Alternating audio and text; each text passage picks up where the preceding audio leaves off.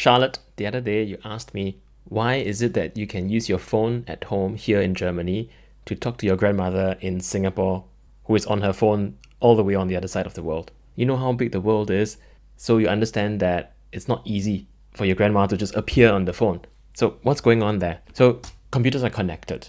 Daddy's phone and your grandmother's phone, they are both computers, but small computers. You have seen my laptop, but they're all just computers. When computers are connected, they can talk to each other. So let's talk about what connected means first. You know how you have seen that Daddy has some of these things to charge the phone, right? You have to plug it into the wall socket, the two pins, you push it in, and then it stays there. And on the other side, there's a cable that comes out, so like a wire that comes out of this charger, and you use that cable on the other end to push into Daddy's phone, right? You push it in here. When you plug it in like this, it's connecting the charger to the phone, right? So that's a connection. The charger and the phone are connected.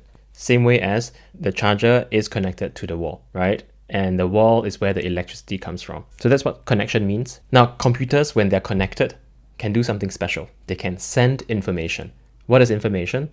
Think of it as your friend from your kindergarten comes to tell you one day, hey, Charlotte, there's a new ice cream shop that just opened around the corner and they serve really delicious pistachio flavored ice cream. Your friend just came to you and told you something. That something is information about the ice cream shop. In the same way, computers can send information to each other. Think back to the phone call that you're doing with your grandma on the phone. The information is the picture and the sound of what you are saying to your grandma and what your grandma is saying back to you. And what you look like, your face, your hair, your clothes, and the other way around. That is also information.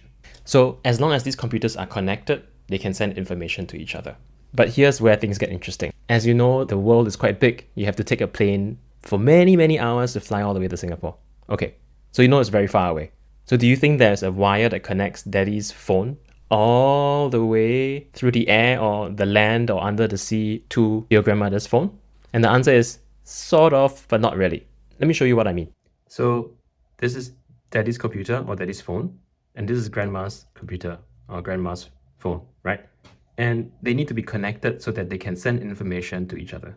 But you know that they are very far apart because grandma lives in Singapore and Daddy and you, we live in Germany. So there's a big distance there. How does these two devices connect to each other and send information? That is the internet. So I'm going to show you how the internet works. Instead of having one computer talk to one computer directly, there's actually a very big computer, we call it the server, somewhere in the world. It is much bigger than the computer that you can see normally, bigger than phones, bigger than the laptop that Daddy had. Okay, but still, we don't see this big computer. So how does Daddy's computer and Grandma's computer connect to this big computer? One way is to really have a cable that connects from Daddy's phone all the way to this big computer. But you don't see that, right? When you see Daddy's phone, it's not connected to anything and we can still talk to Grandma. So what's really happening is there's something that needs to exist in between here as well. And here, in between, we have a Wi-Fi router. The same way with Grandma, we have a Wi-Fi router here in between. So Daddy's computer is connected to the Wi-Fi router. How? So the way that we are connecting Daddy's phone to the Wi-Fi router is wirelessly. Invisible waves that's happening around. Like when Daddy is talking to you, you hear sound.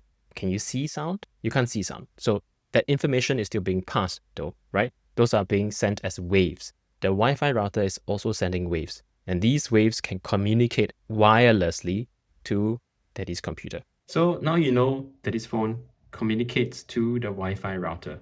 And this is where the symbol is, right? It's kind of a wave, a wireless signal that connects the phone to the Wi-Fi router. And the Wi-Fi router, you will see, if you look at it, you will see that there's a cable at the end, and that cable connects to something in the wall. So really there's something in the wall here. And from the wall in our apartment, there's a very long wire that runs underground in the city that we live in. And it connects all the way to another place, and eventually it connects physically by wires to this big computer somewhere in the world.